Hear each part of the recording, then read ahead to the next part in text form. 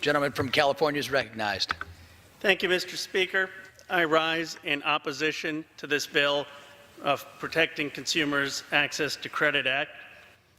Now, I represent Silicon Valley, and I am not opposed to fintech. Let's be very clear. I mean, if there is technology that's going to make it easier for people to get access to capital, who's opposed to that? But this has nothing to do with fintech. This has to do with basic state laws. And the question is not, are we going to go to the future?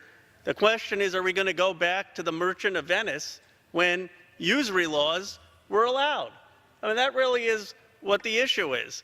The question, what this bill does, just to be very clear, is it says if you want to use fintech, if you want to use technology, now there is no law against being charged 380% interest. Yield? For a question? Sure. There is. So you're asserting there is no law or federal regulation against federally chartered banks loaning, giving loans to people?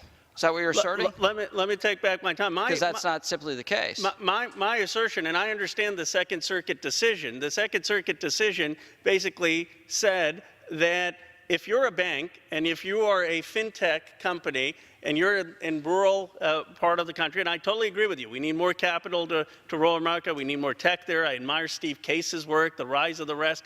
But what the Second Circuit said is you can't partner with a national bank and preempt state laws. So if North Carolina has a law saying you can't charge 400% interest, if there's a bank in New York or a bank in California that wants to charge 400% interest, just because they have some magical fintech, they can't charge people 400% interest in North Carolina or Arkansas.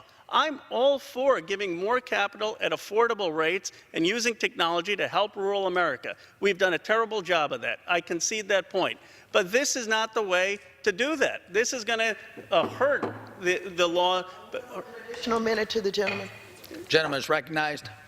This is going to hurt ordinary folks who can't make paycheck to paycheck, and they're going to have to pay these exorbitant interest rates.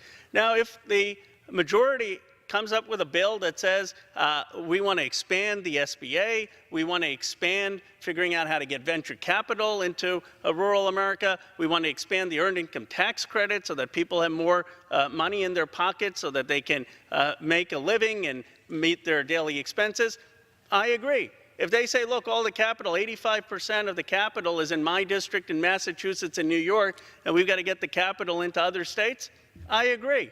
But to say that, just to use the word fintech and to say, okay, because there's something that's going to allow the diffusion of capital, that means that you should get rid of the state laws capping usury, that's really going back to the Victorian era. I mean, we had that debate.